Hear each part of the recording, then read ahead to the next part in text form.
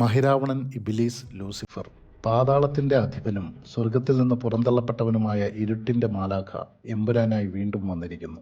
ഇപ്പോൾ സ്റ്റീഫന്റെയും ഖുറേഷി അബ്രാമിന്റെയും ശത്രുക്കൾ വ്യത്യസ്തരാണ്. ഒരു തികഞ്ഞ മാസ് മസാല സിനിമയായാണ് പൃഥ്വിരാജ് എമ്പുരാൻ സംവിധാനം ചെയ്തിരിക്കുന്നത്.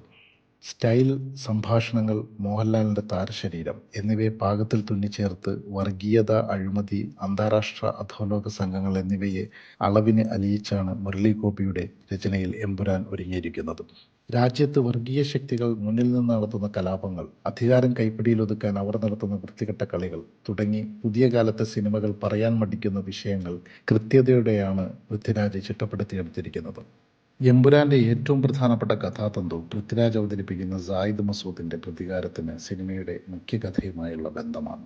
2002 ഒരു കലാപം, അതിന്റെ സൂത്രധാരന്മാർക്ക് ഇന്നത്തെ അധികാര ശ്രേണിയിലുള്ള സ്ഥാനം എന്നിവ വിശകലനം ചെയ്യുന്ന സിനിമ ഇന്നത്തെ ദേശീയ രാഷ്ട്രീയത്തെ സംവിധായകനും എഴുത്തുകാരനും എത്ര സൂക്ഷ്മമായും ധൈര്യത്തോടെയുമാണ് നോക്കിക്കാണുന്നത് എന്ന് കാണിക്കുന്നു.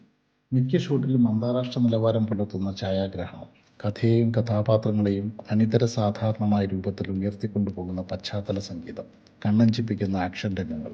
എമ്പുരാൻ സെറ്റ് ചെയ്യാൻ ശ്രമിക്കുന്നത് മറ്റൊരു നിലവാരം തന്നെയാണ്. എന്നിരുന്നാലും കഥാപാത്രങ്ങളെ പരിചയപ്പെടുത്താൻ എടുക്കുന്ന നീണ്ട സമയം, ചിലപ്പോൾ നിശ്ചലമായി പോകുന്ന വിഷ്വൽസ്, കൃത്യമായ രൂപത്തിൽ അവതരിപ്പിക്കപ്പെടാതെ പോകുന്ന കഥാപാത്രങ്ങൾ, ആകെ മൊത്തമായുള്ള പുതുമയില്ലായ്മ തുടങ്ങിയവ എമ്പുരാന്റെ രസംകൊല്ലികളാണ്.